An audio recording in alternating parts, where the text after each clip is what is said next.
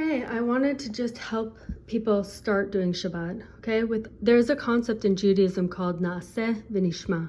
We will do and then we will hear, meaning we'll then understand what we're doing. So you got to just start somewhere.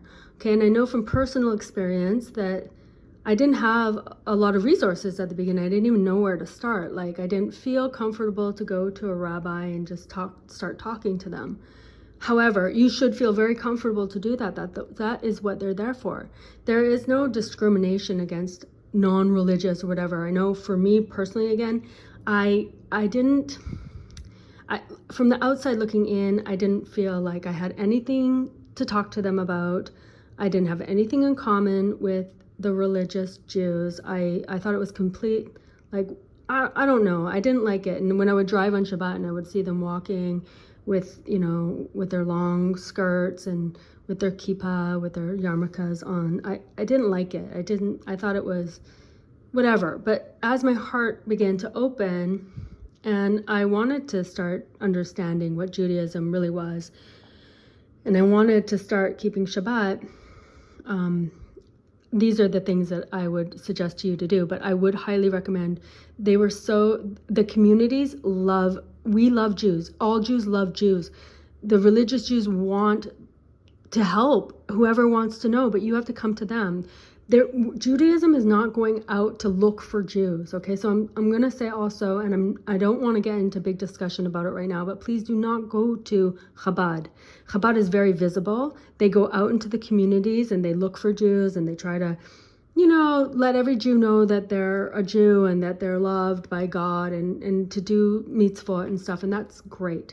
But there's certain things, like I said, I don't really want to go into it right now. If you can just go to an Orthodox Jewish rabbi, they will help you. That's all you need, okay? If you don't have that available, then online you have so many wonderful rabbis that will explain to you everything about Shabbat, how to keep Shabbat, everything about Judaism, Jewish ideology, everything that's online. I can give you some amazing people to look for: Rabbi Kalazan, Rabbi Anava, Rabbi Mizrahi. Okay, these are all great rabbis to start with, and they have great videos in English. Okay, so you want to start keeping Shabbat. It's great. Naaseh v'nishma. First start, and as you go along, you will be helped to understand either by your community. God will send you the help that you need. Shabbat is extremely important.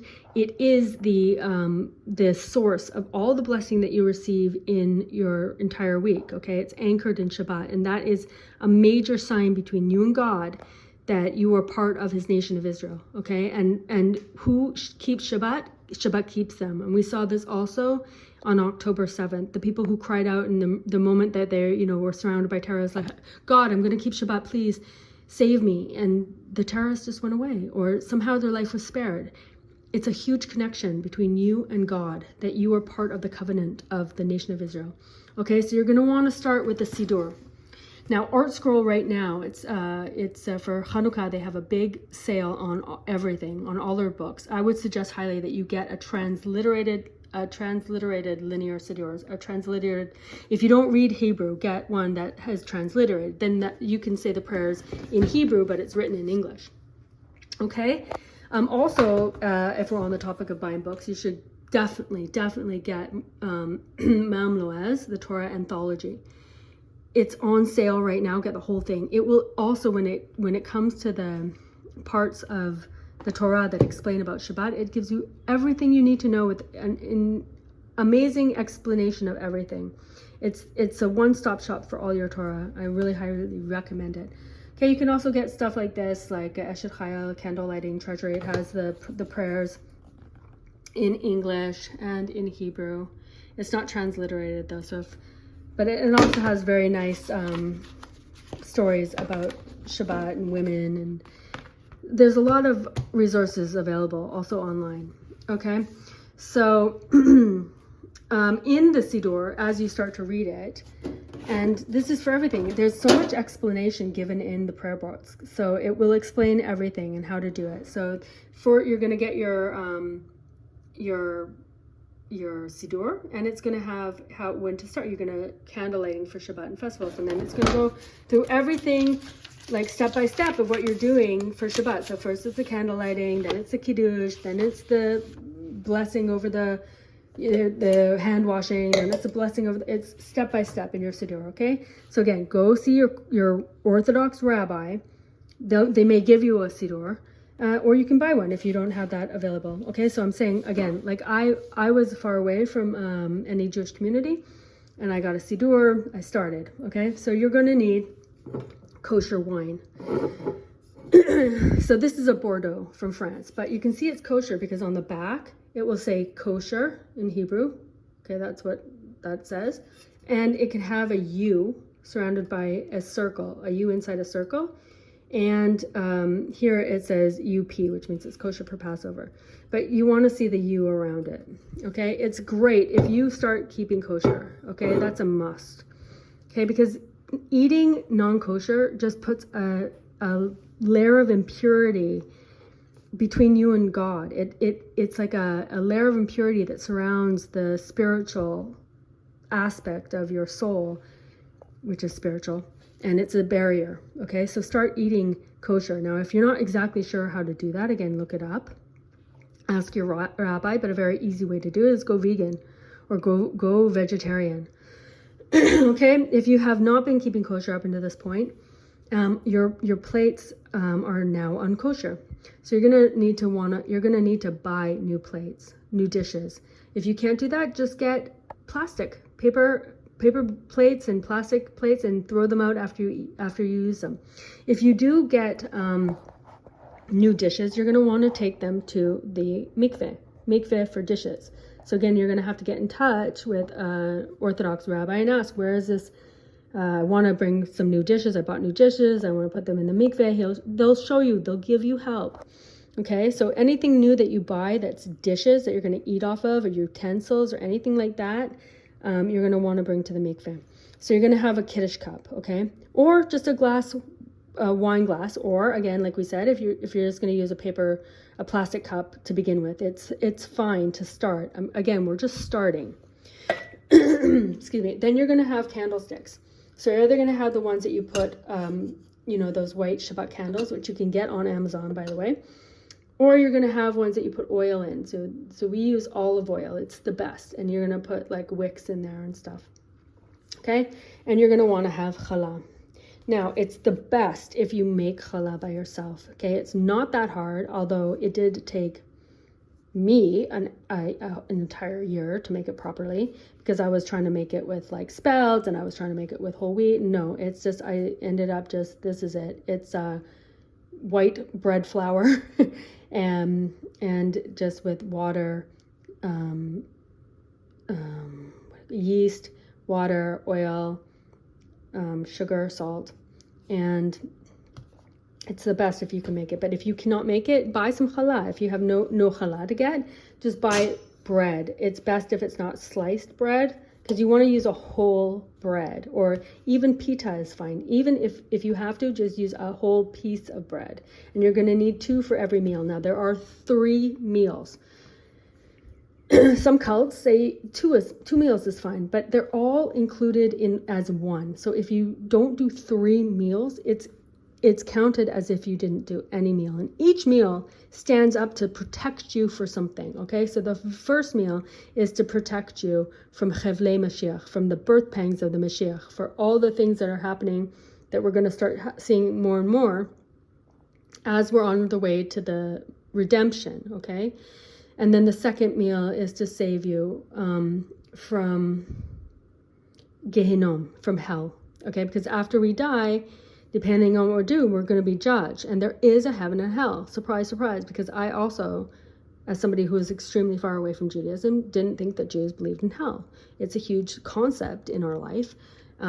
So that's to protect you from going to hell. And Avraham, our forefather, when we die, he sits at the entrance to hell, Gehinnom, and he checks who's one of his descendants with the Brit.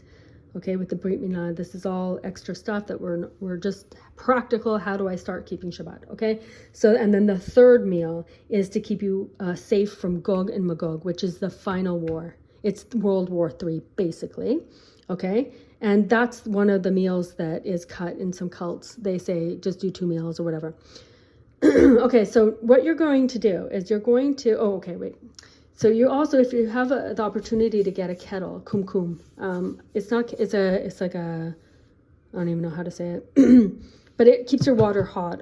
It has a Shabbat mode, because what you don't want, and when I was starting out, I got from Amazon like a thermos, and it like adjusted itself. It didn't keep hot, like it would reboil itself, and you don't want that. You want something that's just on, because you don't want anything, you're not allowed to use lights or start fires, or so you don't want anything that changes its temperature. You want something steady. So if you can't have that, then just for 24 hours forgo having your morning coffee, or just don't use anything. If you have a kosher market or something in your area, you can get a kumkum, and usually they have a Shabbat with a Shabbat mode, okay, and they'll show you how to use it. If you can also get a hand washing vessel, it's the best, okay. If not, then you can also just use a pitcher or something like that. Now, if you have a crock pot, that's a great way to start having some hot food on Shabbat in the day, because you're going to have 3 meals, like we said, 1 in the evening on Friday evening, 1 in the morning of Shabbat, and 1 in the afternoon of Shabbat, at least an hour before sunset, before Shabbat goes out, okay? But what you're going to need to do is you're going to need to cover it with tinfoil or something, so you're not moving, and so accidentally nothing gets moved. Okay, so you're going to put it on low, put everything in there in the crock pot for the next day, and keep it on low, and it will stay there. Now you can take out, after you've eaten, if you don't want it to continue to cook, you can take it out, take this out, and then this part will still just be on. Now also you want to put like some balled up tinfoil in there so it doesn't get too hot, or okay. So that's just preparation. Now, also, because we're not allowed to turn lights on and off, you can get these kosher lamps. This is something I did not know about. No one told me. I didn't know anything. Okay, so they sell these on Amazon also. It's called Kosher Light. But even, again, if you have a Jewish community center, if you have a Jewish market or something, they might have they're Shabbat lights. And what is you plug it in before Shabbat, because you're going to prepare on Friday for Shabbat. You're going to plug it in on before Shabbat, okay? And you're going to leave it on. So for rooms that are going to have the light on all the time, like maybe the bathroom, you're just going to leave the light on. And in order not to, because we're creatures of habit, when you go into the bathroom, you turn the light on. When you come out, you turn it off. So in order to stop you from doing that, because you don't want to turn on and off lights, you don't want to use any electricity, then you're just going to get, if you can, covers for, not for this, but for the lights, for the light switch. You can just put that over that. That will remind you not to turn it on and off. You can also put even just like a stick-it note. You could write on it, do not turn off, like cover the light, because that's going to stop you from being your habitual, your habit of just walking out and turning on and off. You need to prepare, okay? You gotta set yourself up for success, okay? So now you can have this, let's say, in your bedroom. So you want to have some light in there, but when you go to bed, you just turn it, see? And then the light's off. But you don't turn off or on light on Shabbat, okay? So these are all preparations for Shabbat. Okay, so, and then this is a plata. But this you may not be able to get everywhere. I was unable to find a plata in the United States. And what it is, it's just like a hot plate that keeps everything at one temperature. The hot plates that I saw varied the temperature, like they would go on and off, and that's not okay. So if you cannot find a hot plate that is a plata, that is kosher, let's say at your Jewish market or something, a crock pot is a very good option. But again, you can't touch anything. Or like what I did, excuse me, because I wasn't a big crock pot person, I just ate cold food, okay? So yeah, it's better to eat hot food, but I was just starting. I didn't know anything. That's perfectly acceptable. just eat cold food. So you may have a hot meal on Friday night because you can cook it and heat it up right before Shabbat and then eat it. Or just eat cold food, okay? So, and kosher food, again, you're not eating milk and meat together, and you're eating things with the U on the back, or kosher, they're kosher, or vegetarian, okay? Your Kiddush cup, your candles, your challah, your pitcher, or your hand washing vessel. Now, what you're going to do is you're going to Google where candle lighting times or Shabbat times, and then where you live. So if you live in London, you're going to Google Shabbat times London or candle lighting times London, and it will say there, and you're going to write down before Shabbat the start of Shabbat when you light the candles, and the end of Shabbat when Shabbat goes out, and you can again turn on the lights and do Havdalah. Okay, it's all in this Siddur. It will show you at the end of Shabbat there's a Havdalah. So this is Shabbat evening, candle lighting, and then it's going to have Havdalah in there. And look these things up on YouTube, okay? But I forgot to bring the Havdalah candle over here. It's a special candle that has 2 wicks, at least 2 wicks. Okay, so when you know what time to light the candles, now usually the women of the house light the candles, and they usually bake the challah, okay? And there's reasons for that. It's everything that we're doing. You may have heard of tikkun olam, okay? Fixing the sins that happened and the original sins from Eve that caused Adam to sin too. So the woman has a specific job. Now, if you are single, okay? So if you're a single man, you're going to light the candles. You're going to maybe either bake the bread or buy the bread. You're going to do the kiddush. If you're a single woman, obviously, so the man usually does the kiddush, okay, on the wine, the prayer on the wine. But if you're a single woman, you're going to do it, okay? And then that's one of the things that, for example, for me, myself, was I didn't really think that marriage was a big deal, whatever. But yes, you understand that, like, there's a role for the man and the role for the women and what the role is. And so, and it's also can be lonely to be alone for Shabbat. So it's nice if you can go to a community. Often people will host you, and then you'll see how they do it. And hopefully with God's help, you'll get married, and you'll each have your own roles. Okay, so Shabbat, you know what time Shabbat comes in, and you know what time Shabbat candle lighting is. So then you do your Shabbat candle lighting, you light the candle, there's different ways for Ashkenazim and Sfaradim, but just read in the Siddur how to do that, and then you say the prayer when you light the candles. Okay, then after that means you've taken Shabbat. Now you're inside. It's almost like a different world in a way, because in a spiritual envelope of Shabbat.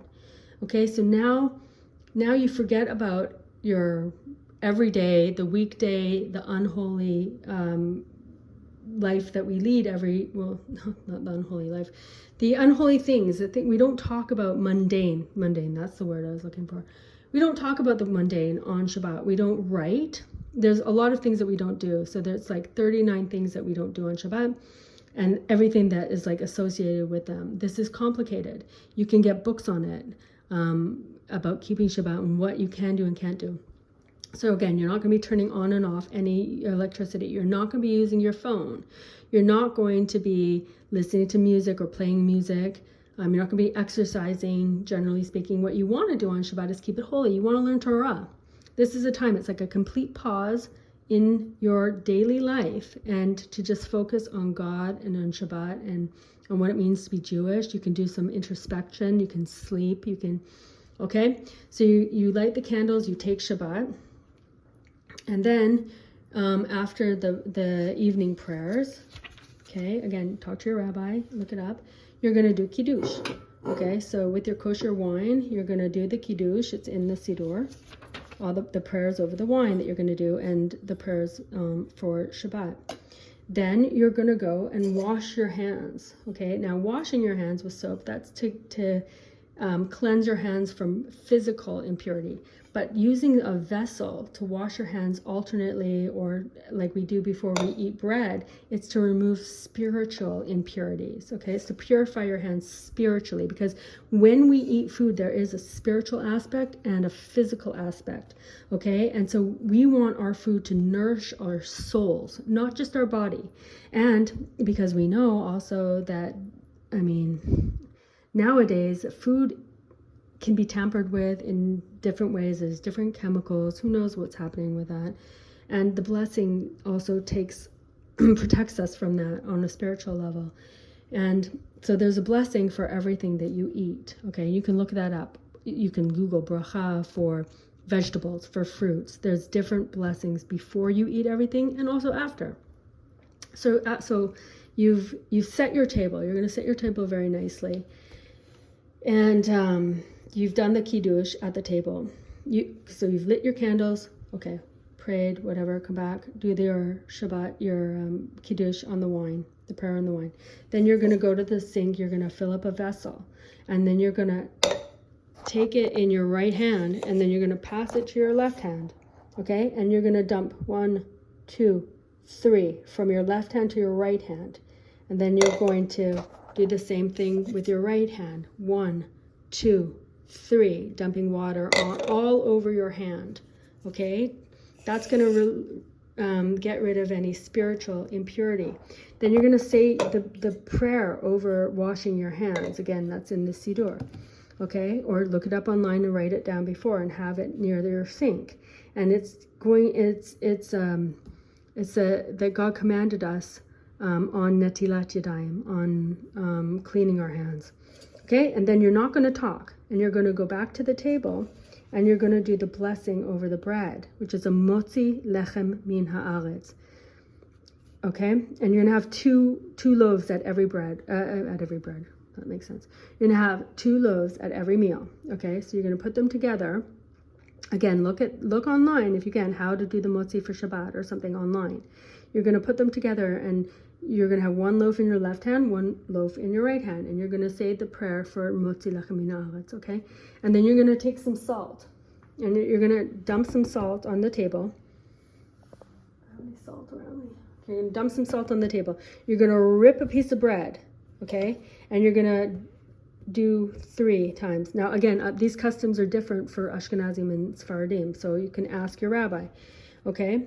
Or you do the whole loaf, 1, 2, 3, and then you break the bread, and then you eat a piece, and then after that you can talk. But you shouldn't talk before you do that, okay?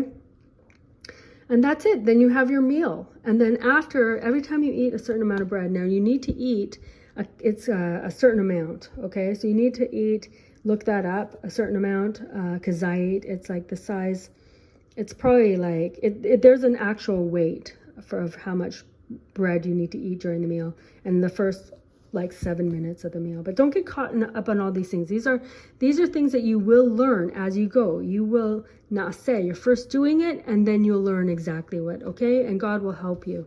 So you eat your meal, and you're happy. There's also songs that you can sing. Basically, it would be great too if you could say something, you could look in the Torah and read the parasha, the chapter. You could look in any book you have of Torah and say some words of Torah. This is going to bring down holiness into your life, okay, and give you the bracha. Now, after you finish eating, you're going to go back to the sink. You're going to fill up just a tiny bit of water, okay? This is a step that a lot of people skip. It's called mayim achonim, after water, but it's super important, okay? And it's spiritually, there's like, it's hard to explain, but just trust me on this, okay? So you're going to go back, you're going to fill it up just a little bit, then you're going to hold it in your left hand, and you're going to pinch your fingers together like this, and you're just going to want to get like the tips of your finger. You're going to say mayim achonim chova. The water after is chova, mandatory. And you're just going to dump a tiny bit of water on, make sure all of your fingers get wet, just at the tips. Okay, then you're going to do the same. You're going to grab it with your right hand and do the same to your left hand. Mayim achonim chova. Okay, And then you're going to wipe your hands and dry them really, really well. You're going to go back to the table, and you're going to do Birkat Hamazon. That's the grace after meals. Okay, so you'll find it in your Siddur, the grace after meals, and you'll say it the best you can. Especially here, you have the transliterated one.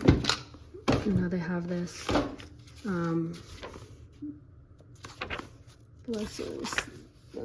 Okay, well, anyway, they have the grace after meals. So you'll do that, and then you're done, and then you go to sleep, or you read, you do something. You don't do things. You know, you can go for a walk. You can do whatever you want. You just don't use electricity. You don't want to really carry anything. So you want to, if you go for a walk, you want to. There's something, if you don't live within a Jewish neighborhood, then maybe avoid that, because there's something about going out into like the public area. Okay, so if you're not in a living amongst Orthodox Jews, then maybe don't go for a walk, but you can read a book, you can go to sleep, and in the morning, you're going to get up. There's morning blessings, but let's just, I mean, you'll see in your Siddur that there's morning blessings, okay? And of course, they have lots of information about here's the background of the prayers and everything. So it's called Shacharit, and you could just read it. That's what I did. I didn't know what I was doing. I just started reading. I just did everything. But just do as much as you can. Essential in the morning and at night before you go to bed, which I should have said. You do the Shema. There's also a prayer before bedtime, so you can look that up in your Siddur. But when you wake up, you say Shema Yisrael. Okay, so first you say, there's other things that you can say. You can read that in the book. And then you're going to want to, after you finish praying, before you eat anything or drink anything, okay? That's another thing that some people changed. You don't want to be eating anything before you do your prayers, your morning prayers, okay? And then you do the second meal. So you do Kiddush again. Kiddush, you'll see it's all laid out in the Siddur. You do the second meal, Kiddush. Okay, and then you do again this whole thing with the bread at every meal. You do again the washing, you do again the bread, and then you have your second meal. Okay, again, the whole same thing that you did with the first meal with the Birkat Hamazon at the end, the grace after meals.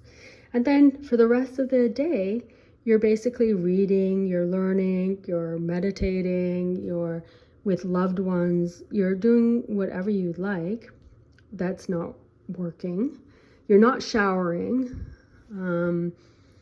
That's something also I didn't know. Whenever I was a guest at people's house, I was like a little bit turned off at the beginning. I was like, doesn't anybody shower? But okay, you're not supposed to shower. Okay. I mean, you can shower certain parts of your body, but not take not take a actual shower. And then before sundown, try at least, I mean, it's good if you could do it before sundown, like an hour before, half an hour before you start your third meal. Okay, this meal does not have a kiddush. This meal you start with your washing your hands and your motzi. Okay, and the whole same thing about the meal. Again, if you don't have anything hot to eat, you're just going to eat like a salad or something that's prepared ahead of time that you can eat that's cold. And also, by the way, I didn't mention in your fridge, if the light comes on when you open the fridge, you're going to want to tape that button that turns on the light every time you open your fridge. You're going to tape it so the light is off. Okay, so even things like that, again, I did not know that. But you don't want anything automatic that would come on if it's not set ahead of time, like certain times, like you can get a light timer. So if you have a light timer, you can time your lights to go on and off as you need them. And same with, but the light that comes on in your fridge when you open it and you shut it, it's like you're doing it. So you want to tape that. So when you open your fridge, no light comes on. Okay. And then, so you eat the third meal, and then when Shabbat goes out, again, you've looked that up before, you've written it down, you say, okay, it's whatever time it is. There's the evening prayer for Shabbat, but let's say you don't know, or you're not around Frum community, and I'm not saying not to pray, of course you should. Again, you're going to talk to your rabbi. I'm just saying start. Okay, then, and this is what I did. I didn't know, I didn't have anyone to help me at the very, very beginning. So then what you're going to do is Havdalah. Now Havdalah has a different candle. Okay, like I said, it has like at least 2 wicks that are joined together. So you can get a Havdalah candle. If you don't have that, which you should just get it on Amazon, you can get it. But you can hold 2 candles close together so their wicks are one, but you can't separate them, okay? And then there's a whole prayer thing that you do for Havdalah, and that's to make a separation between the profane or the unholy and the holy. Okay, so you even say like to do, so there's 3 blessings. You're also going to want a spice, like maybe some cinnamon or any spice that you like, because you do a prayer for, again, you're going to do like a prayer over the wine. Look this up, look it all up, Havdalah, okay? It's making a difference between the holy and the unholy. Okay, and then you've started. Then that's it. You did like 23 hours from sundown on Friday night until after sundown on Saturday night, and you turned off your phone, and you got the holiness of the Shabbat, and it's going to help you for all of your entire week, and it's going to set you up to start moving forward, growing in your spirituality and in your connection to God. And he will help you. Okay, so our sages tell us that if you open a connection to God the size of a pin hole, he will rip it open the size of a gate. Okay, so you just have to start. That's all you have to do is start. And that's what we're taught, that is, if you start, then God will come towards you more than half the way. Okay, you just have to start the process. Okay, and Shabbat is an amazing way to start it. Go get help. There's so much help available to you. Your Jewish communities want to help you. They want to include you. You can be guest. I was a guest with, and believe me, I wasn't somebody that enjoyed staying over. I liked my house. I liked my bed. I'm very particular, or at least I was, but I said, no, that's not what's important to me. What's important to me is to learn and to do. Now, Sevenishma, I want to be closer to God. And so I was a guest, and everybody was wonderful. I mean, literally. So go see your Orthodox rabbi, look online, get some books. Any money that you spend on any of this stuff, it doesn't come out. It doesn't come out of your pocket, really. It does, but you're given a certain amount of money every year by God. God is the one that provides for you. And on Rosh Hashanah, he decides you're going to get X amount of money. Now, anything that you spend on mitzvot, it doesn't come out of that money that is provided for you. It's extra. It's like God is our Father, and he's saying, oh, this stuff is on me. So you spend it, don't feel shy, and make it as nice as possible. Eventually, like I said, I started with a glass Kiddush cup, but this is silver, okay? Because the nicer that you make your mitzvot, the better for you, okay? The more light you're going to bring into your life and into your spirit, the more you're going to grow spiritually. That's the same thing. You can start with wax candles. It's better to do it with oil, and it's the best to do it with olive oil. That's edible olive oil. So, but you got to just start somewhere. So hopefully this is helpful.